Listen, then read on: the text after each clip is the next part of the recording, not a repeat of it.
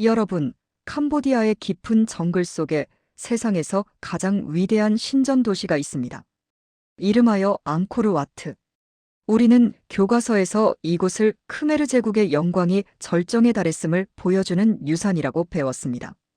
위대한 왕 수르야바르만 2세가 자신의 권력을 하늘에 닿게 하기 위해 신과 소통하기 위해 지은 거대한 사원이라고 알고 있죠. 하지만 오늘 우리가 알던 그 모든 상식이 무너지는 순간이 찾아옵니다. 만약 이 거대한 석조 구조물이, 이 놀라운 미학의 건축물이 사실은 신과의 계약이 깨진, 자리에 세워진 일종의 위험한 봉인이었다면 어떨까요?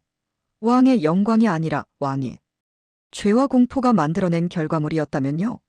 지금부터 우리는 교과서가 결코 알려주지 않는 앙코르 와트, 건설의 충격적인 숨겨진 동기를 파헤쳐 보려고 합니다.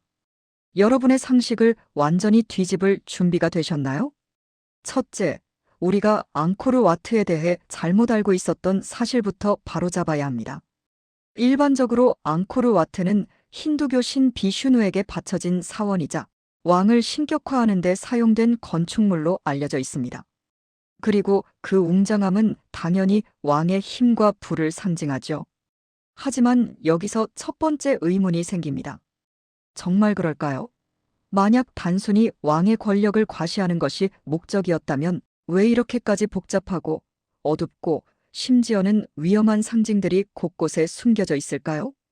앙코르 와트를 자세히 보면 단순한 미학을 넘어서는 무언가 불안한 요소들이 도사리고 있습니다. 가장 눈에 띄는 것은 바로 그 유명한 바소릴리프입니다. 수많은 조각들 중에서 지옥의 장면을 묘사한 이 부조는 유독 생생하고 섬뜩합니다. 죄인들이 갖은 고문을 받는 모습이 매우 구체적으로 새겨져 있어요. 단순한 종교적 경고를 넘어 마치 어떤 실제 벌에 대한 공포를 조각으로 남겨둔 느낌입니다. 그리고 이 사원 전체의 배치를 보세요.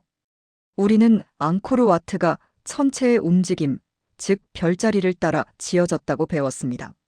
하지만 최근의 연구들은 또 다른 가능성을 제기합니다. 바로 이 거대한 구조물이 단순히 하늘보다는 땅의 기운, 그 중에서도 특히 흐트러지거나 위험한 지하 에너지의 흐름을 제어하거나 봉인하기 위한 설계가 아닐까 하는 거죠. 마치 땅속에서 뿜어져 나오는 어떤 해로운 힘을 이 거대한 석조 구조물로 눌러잡아 버리려는 듯한 느낌입니다. 이 모든 것은 앙코르 와트가 우리가 생각하는 것보다 훨씬 더 복잡하고 어두운 목적을 품고 있을 수 있다는 것을 암시합니다. 둘째, 앙코르 와트를 지은 크메르 제국의 통치 철학, 그 핵심으로 들어가 볼 필요가 있습니다. 크메르의 왕들은 단순한 정치적 지도자가 아닌 신왕 즉 대바라자라고 불렸습니다.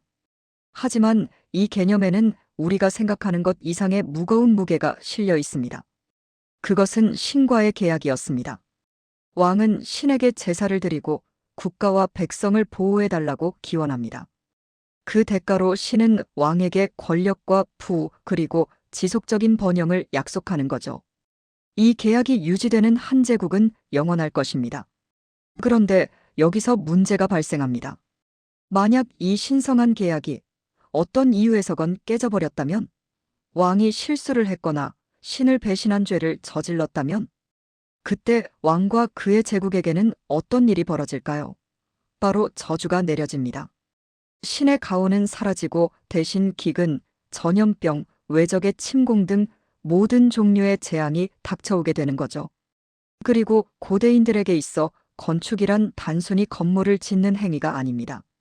그것은 우주 질서를 재현하고 혼란스러운 에너지를 통제하며 심지어는 신성한 힘을 다시 불러오려는 가장 강력한 주술적 행위 중 하나였습니다.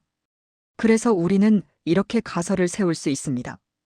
앙코르 와트는 왕이 더 이상 신의 은총을 받지 못하게 되었을 때 그 깨진 계약을 무마하고 내려진 저주를 봉인하기 위해 절박한 마음으로 세운 거대한 주술의 도구였을지도 모른다는 것입니다. 셋째, 이 놀라운 가설을 뒷받침하는 역사적 정황과 건축적 미스터리를 살펴보겠습니다. 앙코르 와트를 지은 수르야바르만 2세의 통치 말기, 크메르 제국은 분명히 어려움을 겪고 있었습니다. 주변국의 압박이 거세지고 제국 내부에도 불안한 기운이 감돌았죠. 즉, 영원할 것만 같았던 번영에 금이 가기 시작한 것입니다. 이는 마치 신과의 계약이 흔들리고 있다는 징후로 해석될 수 있습니다. 그가 앙코르와트를 지은 것은 자신의 위대함을 과시하기 위해서라기보다 이 위기를 극복하고 신의 마음을 다시 돌리기 위한 일종의 커다란 사과이자 해결책이었을 가능성이 있습니다. 건축물 자체에 미스터리도 있습니다. 왜 앙코르와트는 서쪽을 향하고 있을까요? 서쪽은 힌두교에서 죽음과 내세의 방향입니다. 생전의 영광을 기리는 사원이 죽음의 방향을 향하는 것은 매우 이례적이에요. 이는 죽은 왕을 위한 장제 사원의 성격이 강하다는 것을 의미합니다. 즉, 왕이 죽은 이후의 세계, 그가 저지른 무언가에 대한 대비가 이미 건축 당시부터 고려되고 있었다는 뜻이죠. 또한 앙코르와트의 중심에는 바이온이라는 탑이 있습니다. 이 탑에는 거대한 얼굴 조각이 새겨져 있는데 전통적으로는 자비로운 보살의 얼굴로 알려져 있습니다. 하지만 그 표정을 자세히 들여다보면 미소 속에 은은한 슬픔과 심지어는 경고하는 듯한 날카로움까지 느껴집니다. 이 얼굴들은 단순히 자비를 베푸는 신이 아니라 모든 것을 지켜보는 감시자의 얼굴은 아닐까요? 왕과 그의 백성들이 다시는 계약을 어기지 않도록, 그 저주가 다시 발동되지 않도록 끝없이 감시하는 수호자 말입니다. 그리고 가장 큰 미스터리, 앙코르와트를 건설한 크메르 제국은 왜 이렇게 갑작스럽게 그리고 완전히 이 도시를 버리고 정글 속으로 사라져버렸을까요? 전쟁이나 기후변화만으로는 설명이 되지 않는 이런 붕괴는 마치 봉인이 결국 실패했음을 의미하는 것은 아닐까요? 저주가 결국 제국 전체를 집어삼켜버린 것은 아닐까 하는 생각이 들게 합니다. 자, 이제 우리는 모든 퍼즐을 맞춰볼 준비가 되었습니다. 우리가 알고 있는 정설은 이렇습니다. 위대한 왕 수르야바르만 2세가 신과 소통하고 자신의 권력을 영원히 기리기 위해 앙코르와트를 지었다. 하지만 오늘 우리가 파헤친 모든 증거들이 말해주는 것은 전혀 다른, 훨씬 더 드라마틱하고 소름 끼치는 이야기입니다. 진실은 이와 정반대였을지도 모릅니다. 왕은 신과의 계약을 스스로 깨버렸습니다.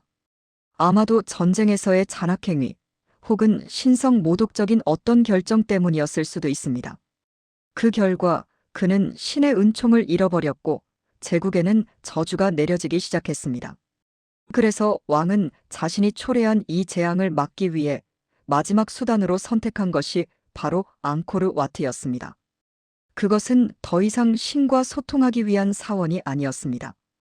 그것은 깨진 계약의 현장에 내려진 저주를 봉인하기 위해 세운 거대한 주술의 방패이자 감옥이었던 것입니다.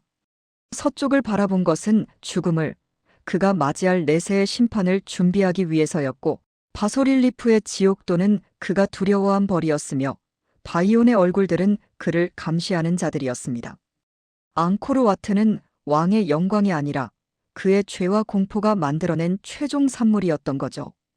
그리고 그 봉인은 결국 실패했습니다.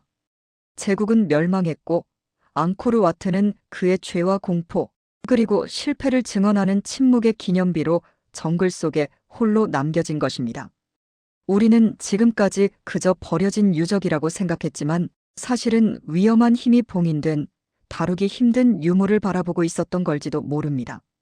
다음번에 앙코르와트의 사진을 보게 된다면 그 웅장함 뒤에 숨겨진 절망과 두려움의 이야기를 한 번쯤 떠올려 보세요. 역사는 승자만의 이야기가 아니라 패배자와 죄인이 남긴 신음소리이기도 하다는 것을요.